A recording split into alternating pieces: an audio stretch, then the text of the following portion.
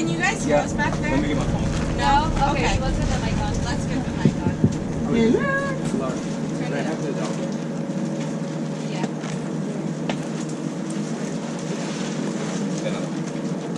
Hola. Whoa. Hi, welcome. Welcome, hello. Welcome. You can be Is it? Thank you. Just get it louder. That's fine. Is this okay? Is that better? Does anyone back hear us? Awesome. Hi. You want to? Oh, yeah. Hi, my name is Julissa Martinez. I am a senior at Ithaca College studying sociology with a minor in Latino studies. Hi, welcome.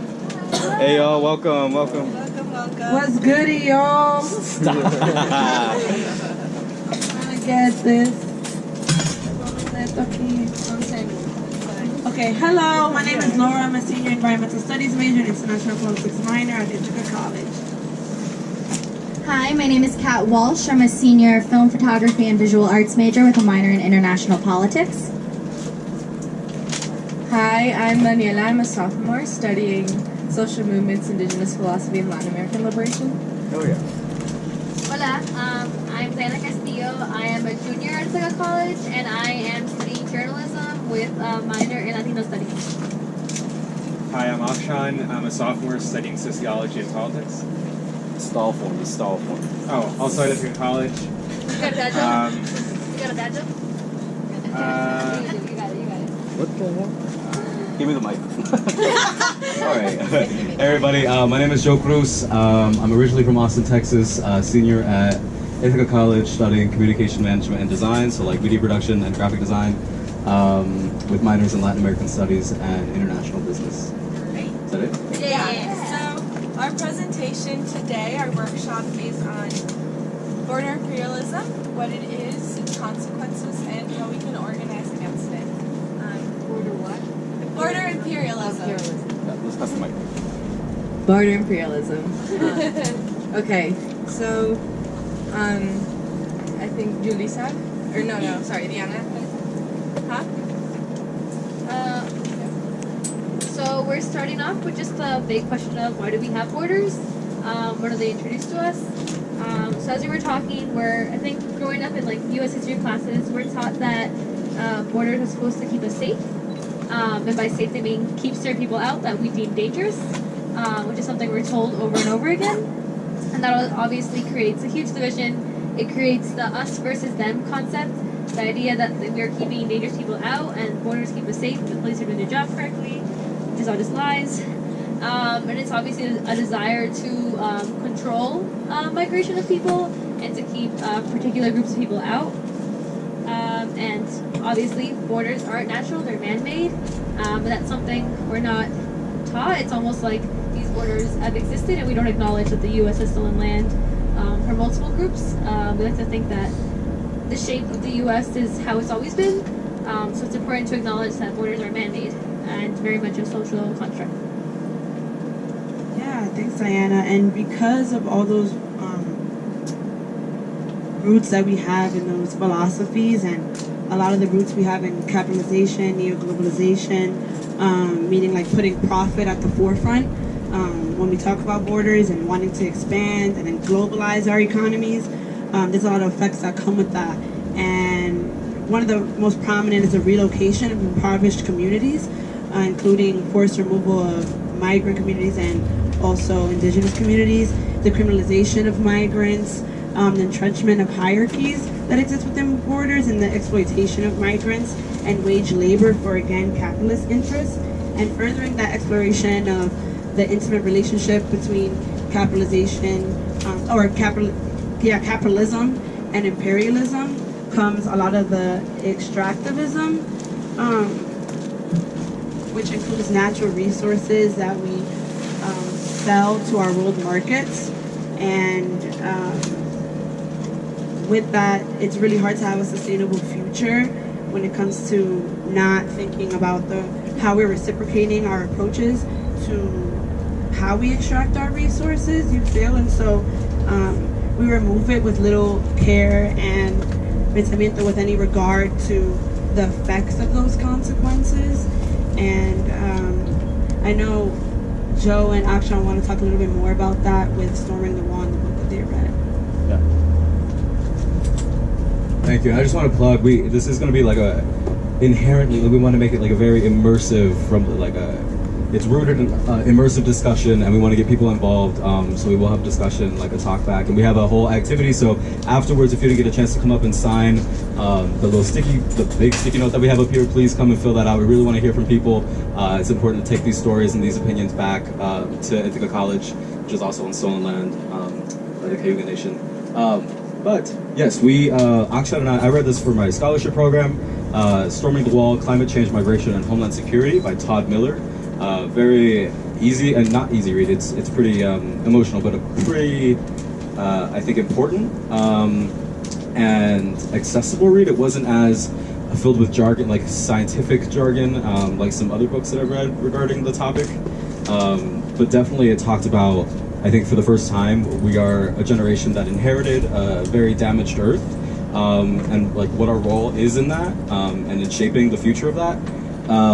But like it talked about like the borderlands of Texas in 50 years, like my home state, they're going to be uninhabitable, you know, and these are where people are living. This is where, I mean, like huge communities are just thriving, primarily like brown and black communities, and yeah, like because of effects due to capitalism, rooted in capitalism, it's all just going to be like just a desert, and it's going to be pretty devastating. So think about that.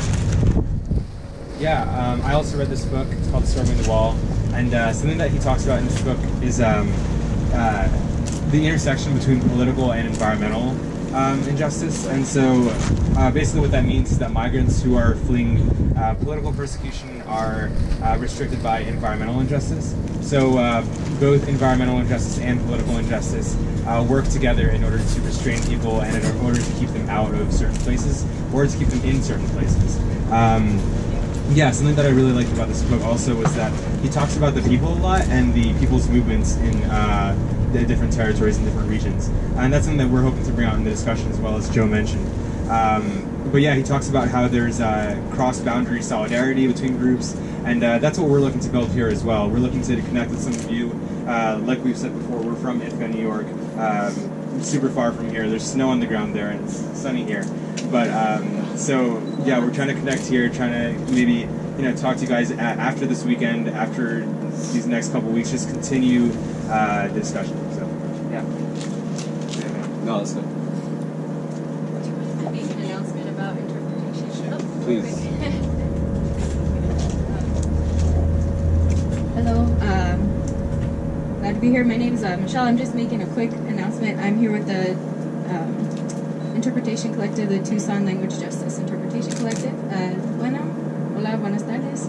Yo me llamo Michelle, estoy aquí del colectivo de interpretación de justicia y lenguaje. Si alguien quiere interpretación a español, aquí estoy disponible para servirles. Sí. And so I'm here providing interpretation from English to Spanish. That would go for the discussion portion as well. And so if anyone prefers to speak in Spanish for that part, I can go both ways. Entonces, eso también es para la plática. Si alguien prefiere hablar en español, puedo traducir, interpretar también de español a inglés. Gracias. Gracias. So hi again, I'm Daniela. I'm going to be talking a little bit about the organizing that's going on to resist border imperialism. So, and how we can participate in it. So, because the causes of border imperialism are capitalist colonial structures, any social movements and struggle against them need to be rooted in decolonization. And this means centering the experiences and the voices of indigenous people and migrants in our efforts. Because these are the people that are most erased by the system, because their existence offers an alternative way of understanding our relationship with the land and with each other. The system has to work really hard. You have to project a lot more. The system works really hard to oppress them. So, how can we create movements that are rooted in decolonization? There's a lot of avenues for change that we can take, and it's important to incorporate all of these in our movement building. First, it's important to know that the means matter. If we want to build a collective world, the process by which we achieve it also needs to be collective and intersectional. We read a book called Undoing Border Imperialism, and one of the big points that they provide is storytelling. That's a really effective way to share and center around migrant and indigenous experiences. They say, storytelling is a lens through which we can envision our way out of cognitive imperialism, where we can create models and mirrors where none existed, and where we can experience the spaces of freedom and justice. Storytelling becomes a space where we can escape the gaze around the cage of the empire, even if it is just for a few minutes. Another important point is to change the narrative of the inclusion of migrants, right? So a lot of people say, a lot of the dialogue is, well, immigrants are people too, and citizenship for everyone. And the issue is that migrants and indigenous people don't necessarily want to be included in the system that created their conditions in the first place. So actually shifting from the paradigm of colonialism and of citizenship and imagining an alternative way to exist on a land that doesn't require papers to validate your humanity. So another way is through direct support. So while we're still thinking of alternative ways of structuring our system, we also need to acknowledge that there are very immediate needs that are created by our immigration policies that need to be answered, right? So, for example, providing legal support for people, interpretation, child support, things that need immediate help in order for people to then focus on movement building, right? Because if your immediate human needs aren't fulfilled, there's really not much that you can think about beyond that.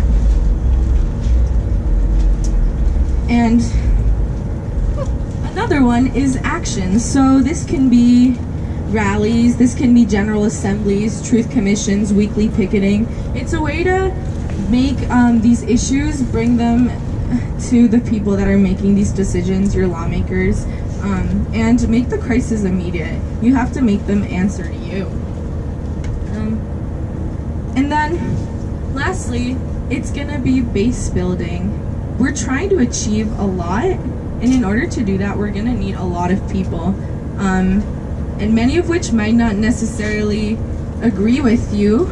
So it's important to reach beyond the echo chamber of these movements, right? So we have a lot of people gathered here today, but this isn't necessarily representative of the understanding that we have of these issues in our home communities. It's really important to reach out and bring people in and do it in a horizontal way, right? It's not just me educating you. What can we give to each other? What can we learn from each other? And how can we make it cohesive? Because anybody who believes in human rights and who wants to see an egalitarian system can benefit from the model of decolonization. And that kind of brings us back to the original point of the means matter. It really matters the way in which we exist around each other when we're creating social movements, right? We're structured socially by the material conditions of border imperialism and psychologically disciplined by its logic. And it requires tremendous commitment to steer movement strategies and relations toward collective liberation. So this can be done through breathing together, really listening to each other, and imagining a world beyond what we've been given. So I'm just gonna end with the saying, the Zapatista saying, "Otro mundo es posible." Another world is possible. And now we're gonna go into the discussion portion of this. We want to hear from people about what you're doing in your communities, how we can build a solidarity network across borders, specifically through our youth. So, Joe, do you want to share an opening question, please? Sure, yeah.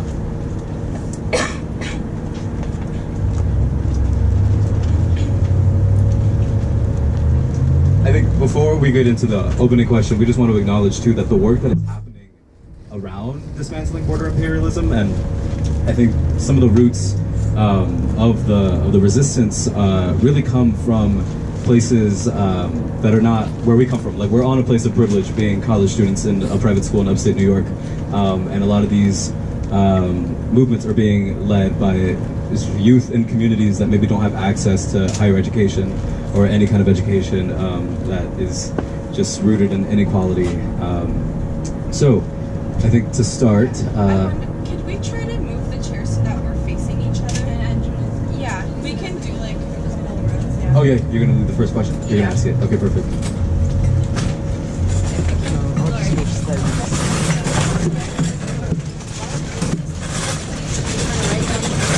Yeah, get close.